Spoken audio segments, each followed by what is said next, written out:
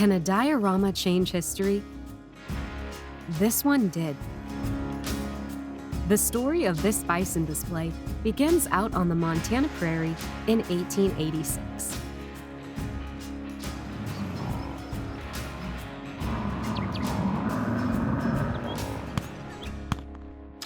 William T. Hornaday, a taxidermist at the Smithsonian National Museum of Natural History, traveled west in search of bison. What he discovered shocked him. The bison were gone. The 35 to 45 million bison that once covered the plains were down to a handful. People had driven the species to the edge of extinction. Hornaday called it the greatest crime of this century.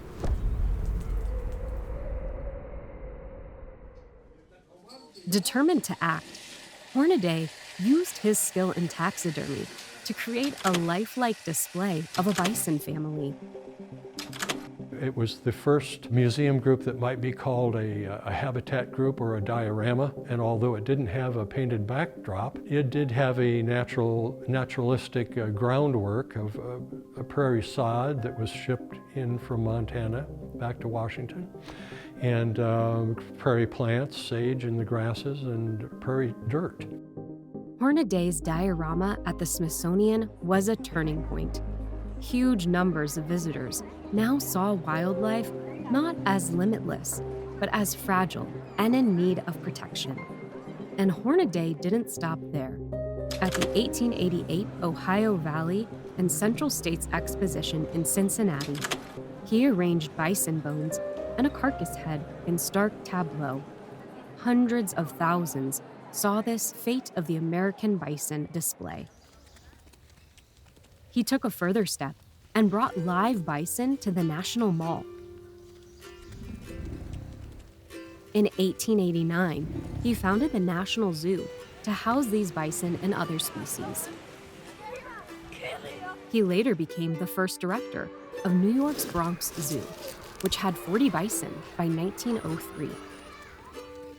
15 Bronx bison were sent back to Oklahoma in 1907 in the first bison reintroduction effort.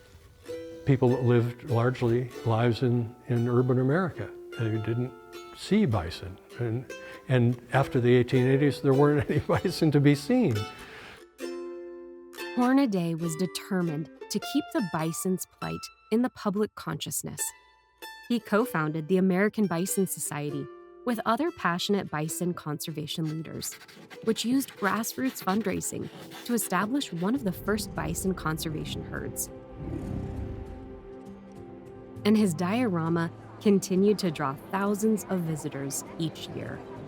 So they did a valuable service to the public by keeping alive the public awareness of our connection with the world of nature. And I think that is the value of this specimen group today. Hornaday was a pioneer who created the concept of species conservation, but his legacy is also complex.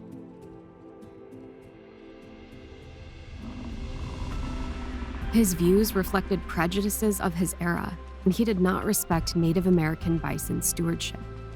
Still, he sparked a bison conservation movement that continues today.